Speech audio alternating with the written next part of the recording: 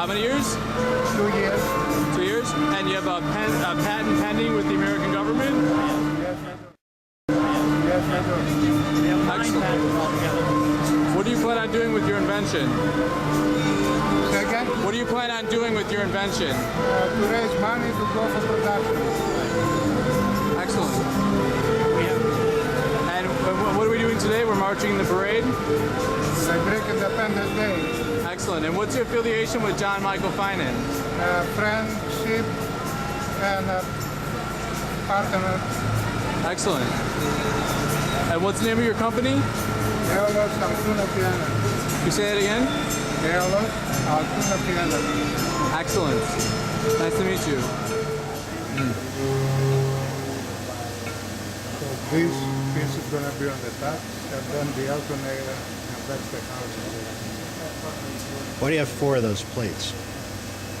Pots are just 2 of each? Or? No, we There's try to two. do two Yeah. alternators. There's two 2 of them. high In case pressure something happens to this one, I have a backup alternator. I have it when it's in less assembled. So the vehicle's only going to have 1 plate Just- on just each one. side. Yeah, there's 2 parts to the housing. There's a front. This happens to be the back. This is the front part of the housing here. Where does the air come in? Is the hole drilled on yet? this side here. The hole isn't drilled yet.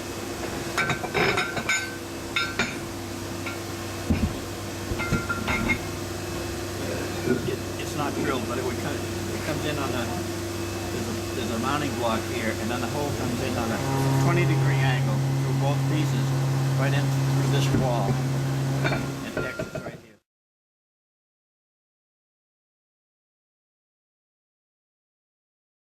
Right here, so the nozzle exit is right in this area here. And then it hits those And fins. hits those things that have that angle. Like I say, because of the angle, it's oblong shape. And exhaust on the other side. He has a little open up. And then the air exits out through this large cavity here.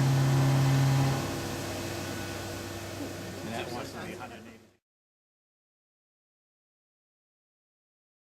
Velocity of the air when it exits. Sonic, 1,000 feet per second. So it's basically non-compressible. And where does it exit? Pardon? To the air. The air nozzle is the hole for the nozzle isn't drilled in this part. That's where it's sonic, but Right. on the exhaust, On the On the exhaust exhaust side. side. No, it's not sonic. It's basically it's free flowing at that point. It loses all of its energy on the back side of this blade. If it Okay. didn't, the blade wouldn't turn. Okay. Captured between in that cavity there, which on that one side is the alternator, which has to be cooled. So I'm using the air coming through the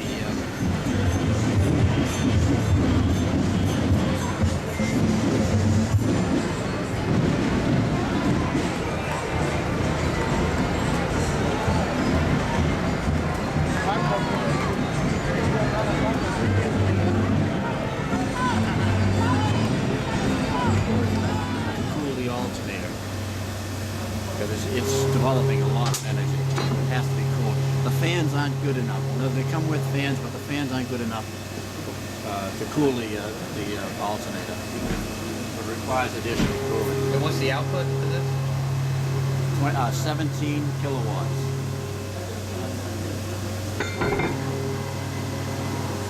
Good machine. Now what happens with this one also, because the air will form ice on this wall here, what we have to do is, well, one thing we have to consider is we may have to put a heater in here, on the outside actually, to heat up this To melt, this the wall, ice. to keep the ice from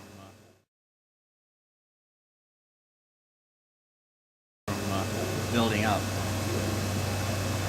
Because the pressure drop is so fast that it basically chills the spot out. But it's ideal for cooling off the alternator.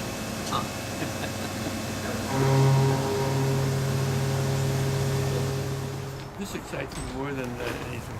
Oh? This sort of, yeah.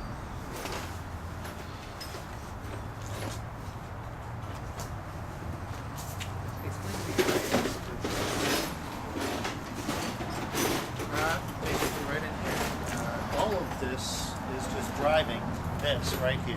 That is your screw compressor.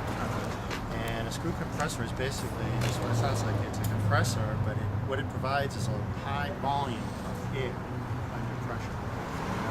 Like most compressors, you think of them as like a piston that goes back and forth, reciprocating. Yes. But you lose a lot of energy in the returns.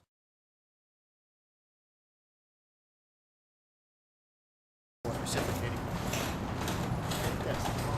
But you lose a lot of energy in the return stroke, okay? And then it has to pressurize this. So it has two strokes. One stroke that's pressurizing the air, then in a return stroke to repressurize like this. So the only power you're getting out of a reciprocating compressor is the power stroke, which is 1/2 of its duty cycle, okay?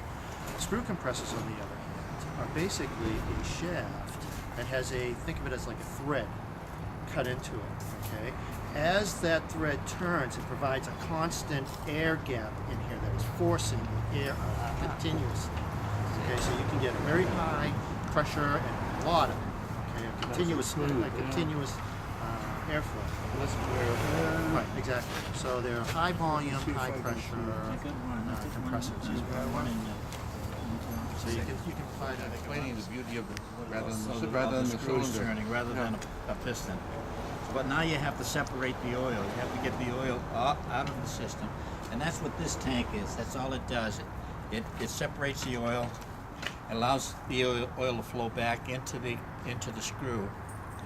And then the clean compressed air basically comes out through this system here. What we did is, this is just a hookup that I made so that I can regulate the air, I can filter it, and measure the measure the volume of air coming out of the system and, So this and is its pressure.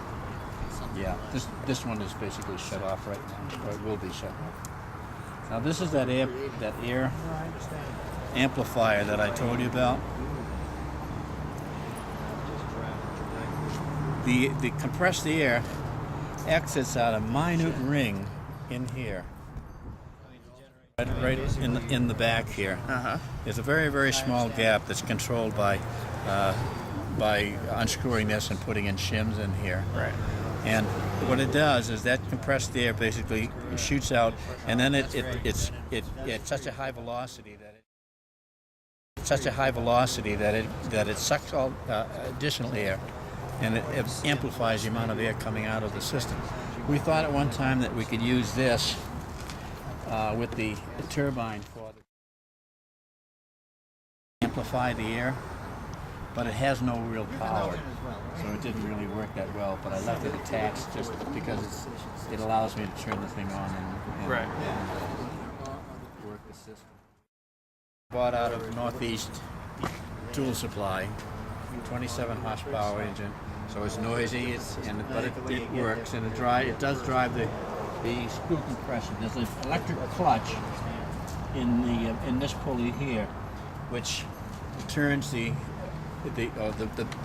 motor naturally is running all the time, but the compressor is not. It's what they call a non-demand type of compressor.